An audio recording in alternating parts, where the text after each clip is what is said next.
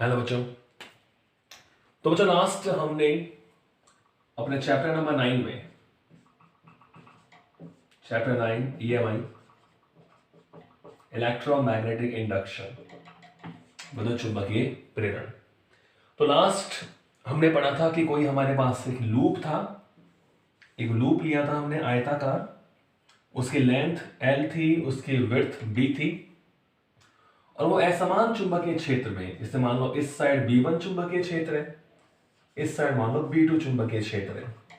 असमान चुंबकीय क्षेत्र में वो गति करता है v वेलोसिटी से, तो चुंबकीय फ्लक्स में क्या होता है, परिवर्तन होता है और हमने उसकी वैल्यू निकाल ली थी। प्रेरित विद्युत वाहक बल और प्रेरित धारा की वैल्यू हम निकाल चुके थे, ठीक है। अब इसी से रिलेटेड इसी का टॉपिक है कि जब आयताकार लूप असमान चुंबकीय क्षेत्र में गति करता है तो वो ऊर्जा संरक्षण नियम की पालना करता है। तो हम उसी को प्रूफ करेंगे कि किस तरह ऊर्जा संरक्षण नियम की पालना होती है। तो आज का टॉपिक हमारा क्या हुआ, असमान चुंबकीय क्षेत्र में, असमान या समरूप बोल सकते हैं, असमान चुंबकीय क्षेत्र में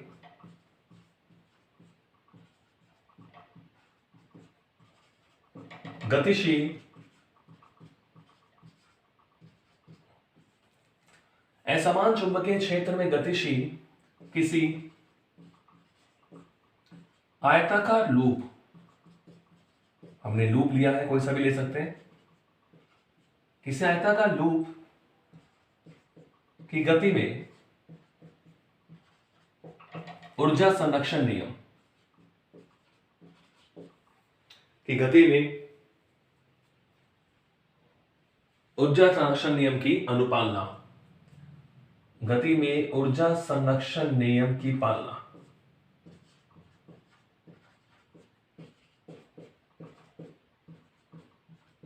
ये हमारा आज का टॉपिक है। ओके, असमान चुंबकीय क्षेत्र में कोई आयताकार लूप गतिशील है तो उसकी गति में ऊर्जा संरक्षण नियम की पालना होती है, उसको हमें प्रूफ करना है। क्लियर? तो बिल्कुल हम बना लेते हैं उसी तरह हमारा डायग्राम कि सपोज करो हमारे पास ये कोई आयताकार लूप है, ठीक है। ओके, इसकी लेंथ है स्मॉल l और इसकी विड्थ कितनी है बच्चों, स्मॉल b। ये हमने माना हुआ है, तो ये भी l होगा, ये क्या होगा, b होगा। ओके, तो हमने इसको माना हुआ है कि ये सपोज करो p पॉइंट, ये q पॉइंट, ये मानो r पॉइंट और ये पॉइंट क्या हो गया, s पॉइंट। क्लियर है?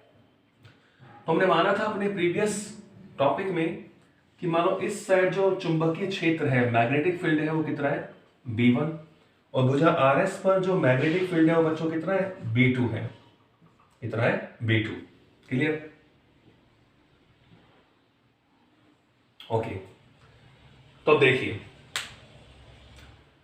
ये हमने पहले भी माना हुआ है कि कोई लूप हमारे पास है स्मॉल l लंबाई और b चौड़ाई का, और वो असमान चुंबकीय क्षेत्र, ये असमान चुंबकीय क्षेत्र है, इस साइड B1 है, इस साइड क्या है, B2। तो ये असमान चुंबकीय क्षेत्र में हमारा लूप क्या कर रहा है, गति कर रहा है, ठीक है। कितनी वेलोसिटी से मान लो मोशन हो रहा है, v वेलोसिटी से, v वेग से गति कर रहा है। तो बच्चों क्या होगा, हम अपनी सुविधा के लिए ऐसा मान लें कि B1 B2 से ज्यादा है। यदि B1 इज ग्रेटर देन क्या हो, B2 हो। देखो यदि B1 चुंबकीय क्षेत्र जो है वो B2 चुंबकीय क्षेत्र से क्या हो, ज्यादा हो तो क्या होगा, तो इसका मतलब ये हुआ कि यहां चुंबकीय क्षेत्र ज्यादा है तो यहां फ्लक्स में परिवर्तन भी ज्यादा होगा। फ्लक्स में परिवर्तन ज्यादा है तो विद्युत वाहक बल भी क्या होगा, ज्यादा होगा। यानी इस भुजा पर, इस PQ भुजा पर जो विद्युत वाहक बल प्रेरित होगा उसका मान इस RS भुजा पर विद्युत वाहक बल से क्या होगा, ज्यादा होगा। क्लियर है? ये चुंबकीय क्षेत्र है, लूप गति कर रहा है, फ्लक्स में परिवर्तन होगा तो इस भुजा में जो विद्युत वाहक बल उत्पन्न होगा, जो प्रेरित विद्युत वाहक बल होगा, उसकी वैल्यू ज्यादा होगी क्योंकि यहां मैग्नेटिक फील्ड भी क्या है, ज्यादा है। और यहां मैग्नेटिक फील्ड हमने कम माना है, चुंबकीय क्षेत्र कम है, तो इस भुजा RS के संगत जो विद्युत वाहक बल होगा वो कम होगा। तो हमें पता है विद्युत वाहक बल का मतलब होता है विभवांतर, तो यहां विभवांतर ज्यादा होगा, यहां विभवांतर कम होगा। तो जो करंट फ्लो होगा वो हमेशा हाई वोल्टेज से लो वोल्टेज की ओर होता है, यानी अधिक विद्युत वाहक बल से निम्न विद्युत वाहक बल की ओर करंट फ्लो होता है। तो बच्चों इस लूप में जो करंट फ्लो होगा वो इस तरह होगा, P से Q, Q से R, R से S और S से P। इस तरह इसमें क्या फ्लो होगी, करंट फ्लो होगी। उसको सपोज करो मैं I करंट मान लेता हूं, I धारा प्रवाहित हो रही है। ये हमने अपनी मर्जी से माना है, स्वेच्छा से माना है कि B1 का मान B2 से क्या है, ज्यादा। ठीक है, तो इस भुजा पर जो विद्युत वाहक बल प्रेरित होगा उसकी वैल्यू ज्यादा होगी RS भुजा से। क्लियर? जब विद्युत वाहक बल ज्यादा होगा तो करंट जो है वो हमेशा हाई वोल्टेज से लो वोल्टेज की ओर क्या होता है, फ्लो होता है, प्रवाहित होती है। तो करंट कहां से कहां फ्लो होगा लूप में, P से Q, Q से R, R से S, S से P। तो ये धारा की दिशा हो गई। ये जो I की दिशा है, यहां लिख दो मैं, I की जो डायरेक्शन है होगी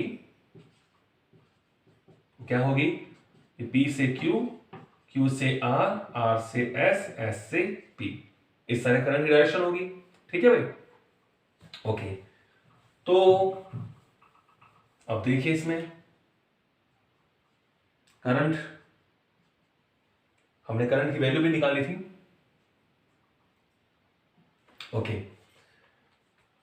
तो अब ये जो लूप है इसका जो हर भाग है, जैसे PQ भाग L लंबाई का I धारा प्रवाहित हो रही है B1 चुंबकीय क्षेत्र में, ऐसे RS भाग L लंबाई का I धारा प्रवाहित हो रही है और B2 चुंबकीय क्षेत्र में। तो ये जो लूप है उसका हर भाग एक धारावाही चालक की भांति व्यवहार करेगा, क्योंकि हर भाग यहां धारा प्रवाहित हो रही है और चुंबकीय क्षेत्र में है।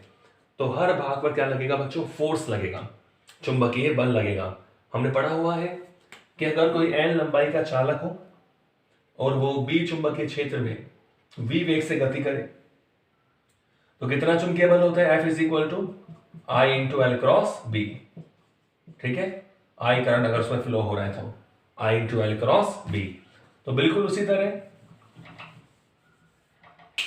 इस पर भी फोर्स लगेगा, इस QR पर भी फोर्स लगेगा, RS पर भी फोर्स लगेगा और SP पर भी क्या लगेगा, फोर्स लगेगा। कहने का मतलब हम ये निकालना चाह रहे हैं कि इस लूप की गति के कारण ये जो लूप है वो असमान चुंबकीय क्षेत्र में गति कर रहा है, तो इस पर नेट कितना चुंबकीय बल लगता है। ठीक है, क्योंकि हमें निकालना है ऊर्जा, तो बल से ही तो कार्य होगा। जो चुंबकीय बल इस पर नेट लगेगा वही इसको गति कराने के लिए क्या करेगा, कार्य करेगा और उसी समय ऊर्जा प्राप्त होगी। तो हम हर भाग पे क्या निकालेंगे, चुंबकीय बल निकालेंगे। तो सपोज करो PQ वाले भाग पर चुंबकीय बल है मानो F1। फ्लेमिंग के बाएं हाथ के नियम से आप डायरेक्शन देखोगे तो यहां चुंबकीय बल की डायरेक्शन आपको इस तरह मिलेगी, बाईं तरफ, इसको मैंने मान लिया F1। इस QR पे आप जब देखोगे तो इसमें डायरेक्शन आपको इस तरह मिलेगी, इसको मैंने मान लिया F2। ऐसे इसको आप देखोगे तो ये डायरेक्शन आपको मिल जाएगी F3। और ऐसे ही इस वाले भाग पर जब आप देखोगे फ्लेमिंग के बाएं हाथ के नियम से तो ये डायरेक्शन इसकी मिल गई हमें F4। ठीक है, तो ये चुंबकीय बल हमारे पास आ गए। ओके, अब आप देख रहे हो कि बच्चों PQ वाला जो भाग है वो B1 चुंबकीय क्षेत्र में और जो RS वाला भाग है वो B2 चुंबकीय क्षेत्र में।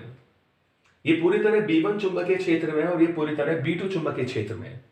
लेकिन ये जो QR और SP वाला भाग है ये आधा तो B1 में होगा और आधा किस में होगा, B2 में होगा। ये वाला जो भाग है QR, ये हाफ पार्ट तो इसका B1 में होगा और हाफ पार्ट किस में होगा, B2 में। मान लो ये अगर अपन मैग्नेटिक फील्ड इस तरह मैं बताऊं, ये वाला मैग्नेटिक फील्ड हमारे पास है,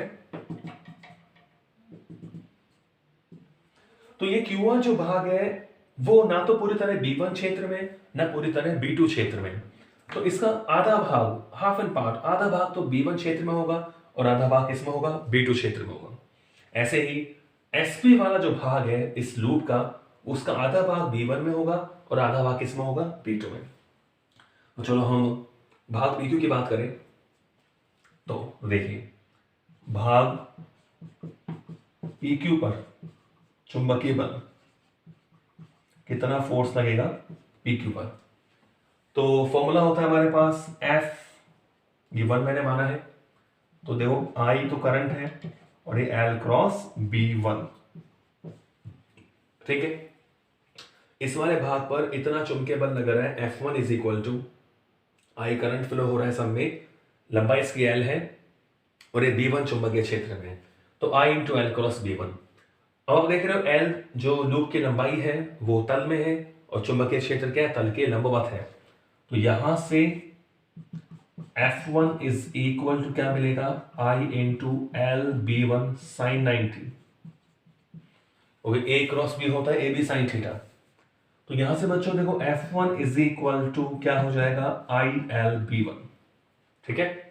वैसे डायरेक्शन है बाईं ओर, इक्वेशन नंबर 1, और इसको मैं लिख देता हूं, ये कहां पर है भाई, लेफ्ट साइड है, बाईं ओर है, ठीक है। इक्वेशन नंबर क्या आ गई 1, F1 is equal to IL B1, ठीक है भाई, ओके। ऐसे मैं RS की बात करूं, देखो भाग RS पर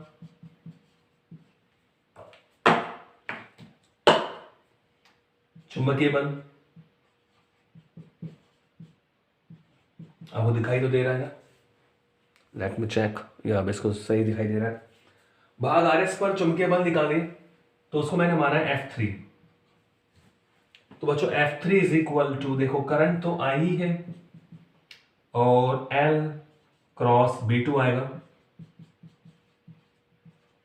क्योंकि इस वाले भाग पर जो चुंबकीय क्षेत्र कितना है, B2। तो यहां से आप देख रहे हैं कि F3 इज इक्वल टू क्या हो जाएगा, I L B2, ठीक है। तो ये साइन 90 आएगा, साइन 90 की वैल्यू क्या हो जाएगी 1, इक्वेशन नंबर 2। और ये जो है वो दाईं ओर आपको दिखाई दे रहा है, दाईं ओर, कहां है, दाईं ओर। F3 is equal to IL B2, कहां है भाई, ये दाईं ओर, ओके। अब बात करें हम QR और SP वाले भाग की। अब देखें दोनों में धारा की दिशा विपरीत है, और ये जो QR है वो आधा तो B1 में है और आधा किसमें है, B2 में। ऐसे जो SP है वो आधा तो B1 में और आधा किसमें बच्चों, B2 में है, आधा B1 में है और आधा किसमें है, B2 में। तो इसका मतलब ये हुआ कि इन पर जो क्षेत्र होगा वो समान होगा, ठीक है। QR और SP की बात करें तो QR और SP पर क्षेत्र क्या होगा, दोनों समान चुंबकीय क्षेत्र में होंगे, क्लियर है। अगर अपन नेट क्षेत्र की बात करें तो यहां B1 और यहां B2, ऐसे यहां QR जो है वो B1 और B2 में, तो यहां जो दोनों पर जो चुंबकीय बल लगेगा वो समान परिमाण का लगता है दोनों पर, क्योंकि दोनों की लंबाई B है, इस वाले भाग की भी B है और QR वाले भाग की भी लंबाई कितनी है, B। अब ये भी जितने भाग B1 में उतना भाग ये B1 में, जितना भाग इसका आधा B2 में उतना आधा भाग B2 में इस वाले भाग का भी है। तो इसका मतलब ये हुआ कि F2 इज इक्वल टू क्या होगा, F4। तो F2 is equal to F4 है, लेकिन उनकी दिशा विपरीत है। देखो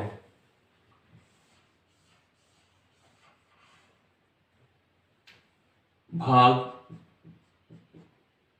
QR व SP का आधा भाग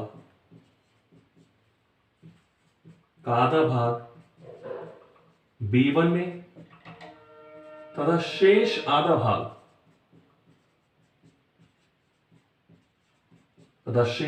भाग B2 में स्थित होने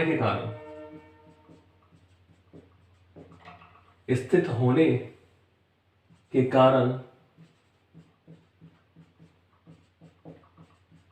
दोनों भागों पर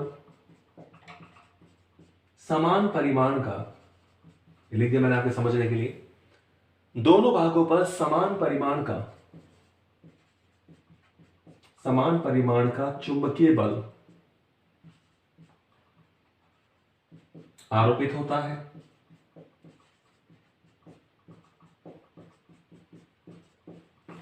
चुंबकीय बल क्या होता है, आरोपित, लेकिन धारा की दिशा विपरीत है।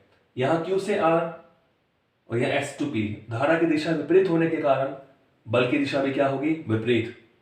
आरोपित होता है, लेकिन दिशा विपरीत होती है।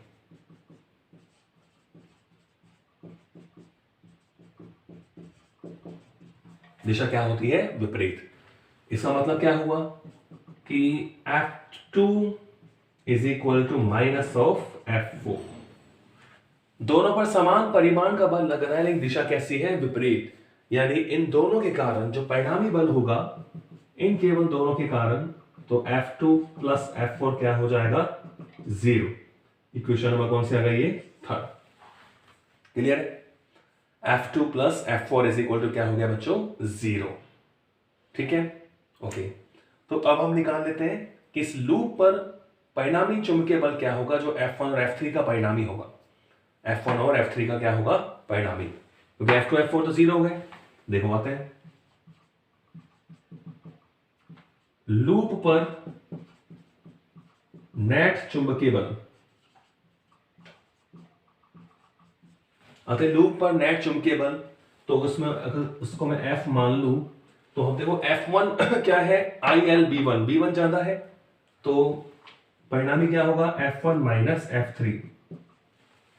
क्योंकि दो सदिश है, विपरीत दिशा में है, तो उनके अंतर ही परिणामी सदिश के परिमाण को शो करता है।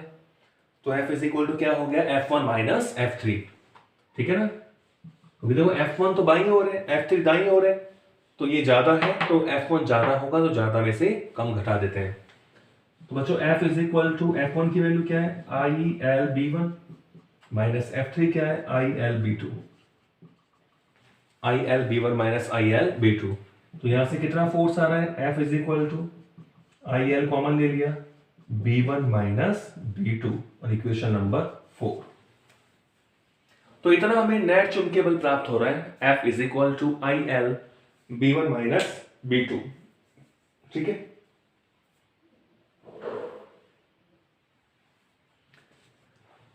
तो ये हमारा नेट चुंबकीय बल है जो लूप पर काम कर रहा है, ILB1 माइनस B2।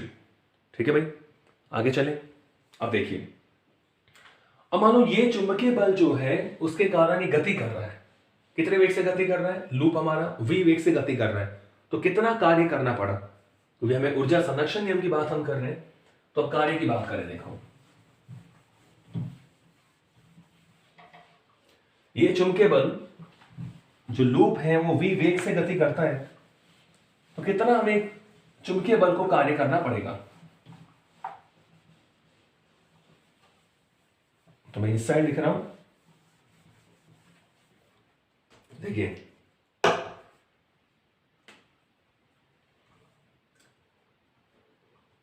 अतः चुंबकीय बल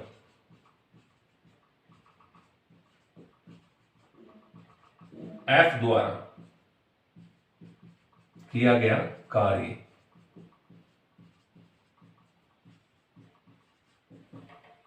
चुंबकीय बल F द्वारा किया गया कार्य। तो बच्चों कार्य क्या होता है? कार्य होता है बल गुणा विस्थापन, W is equal to F D, बल गुणा विस्थापन, W is equal to F D। तो ये हमारे पास परिणामी बल है ILB1 माइनस B2, और विस्थापन कितना है? मान लो D है। विस्थापन कितना है बच्चों? D। ओके, तो देखो विस्थापन कितना होगा? W is equal to, force हमारे पास क्या आ गया? ILB1 minus B2। ठीक है भाई, ये फोर्स आ गया। विस्थापन कितना होगा? विस्थापन का मतलब क्या हुआ कि अगर लूप मान लो v वेग से डेल्टा t समय तक गति करता है, लूप v वेग से डेल्टा t समय तक गति करे, तो उसके द्वारा चली गई दूरी क्या होगा? चाल गुणा समय, v डेल्टा t। तो d को मैं लिख सकता हूं v डेल्टा t। ठीक है, लूप हमारा v वेग से डेल्टा t समय तक गति करता है, तो इतनी दूरी वो चलेगा v डेल्टा t। तो यहां से बच्चों W is equal to B1 minus B2, और ये आगे बच्चों ILV डेल्टा t। अब हमें पता है कि इस लूप में कितनी धारा प्रवाहित होती है। लूप में जो करंट का फॉर्मूला है, जो प्रेरित धारा का फॉर्मूला है, वो हम पहले ही निकाल चुके हैं कि अगर मान लो लूप का प्रतिरोध कैपिटल आर हो तो कितनी धारा होती है, I इज इक्वल टू, तो बताइए बच्चों, अब ध्यान होगा, I is equal to B1 minus B2 upon R into VL, ये धारा थी, B1 minus B2 upon R into VL। तो जो लूप है, जो हम पिछले वीडियो में हम पढ़ चुके हैं कि इसमें प्रेरित धारा इतनी प्रवाहित होती है, I is equal to B1 minus B2 upon R into VL। तो I की वैल्यू पुट करेंगे, इसमें हम सॉल्व करें तो कितना कार्य करना पड़ा चुंबकीय बल को, देखो B1 माइनस B2, I की वैल्यू पुट करें तो I की वैल्यू हमारे पास है B1 minus B2 upon R into VL, ठीक है, और ये हमारे पास है ही पहले से LV डेल्टा T, ठीक है, ये LV डेल्टा T है, I की वैल्यू पुट कर दी। तो आप देख रहे हैं कि W इज इक्वल टू कितना कार्य हुआ, और देख रहे हैं B1 माइनस B2 का तो स्क्वायर हो गया, ये हो गया B1 माइनस B2 का क्या होल स्क्वायर, और ये V स्क्वायर L स्क्वायर भी हो गया, V square L square delta T upon capital R, ठीक है। तो इतना कार्य हमें करना पड़ा, W is equal to B1 minus B2 का whole square, V square L square delta T upon capital R, ठीक है। तो ये चुंबकीय बल द्वारा किया गया कार्य है, ठीक है बच्चों, चुंबकीय बल द्वारा किया गया कार्य। आगे देखें,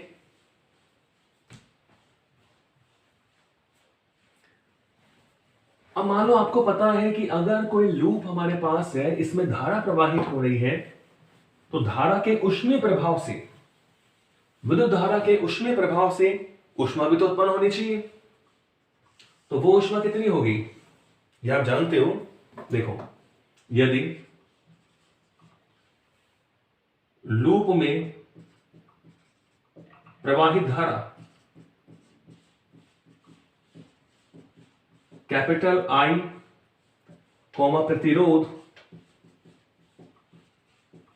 कैपिटल R हो, तो लूप में प्रवाहित धारा कैपिटल I और प्रतिरोध कितना हो, कैपिटल R हो, तो आपको पता है जूल के नियम से,